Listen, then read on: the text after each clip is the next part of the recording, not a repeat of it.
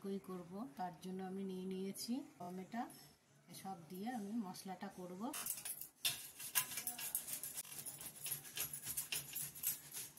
তারপরে করব।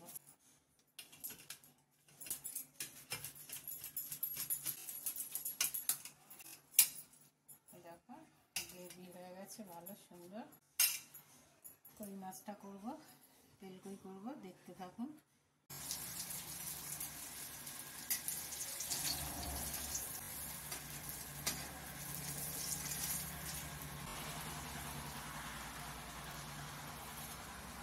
কড়া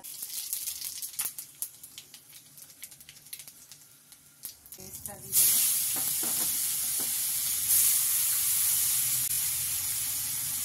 তারপরে রান্না বানিয়ে কই মাছে যাই হোক, এটা এখন হোক ভাজা ভাজা মতন।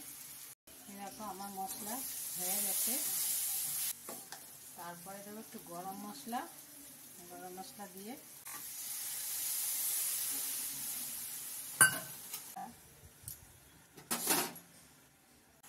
তেঁতুল গুলিয়ে জল দিয়ে দেবে, দেখবে খুব ভালো। এগুলো বেশ বড় বড় এনেছে, বেশ ঠিক আছে। তেল মাছের সুন্দর কালারটা এসছে, বেশ ভালো হয়েছে।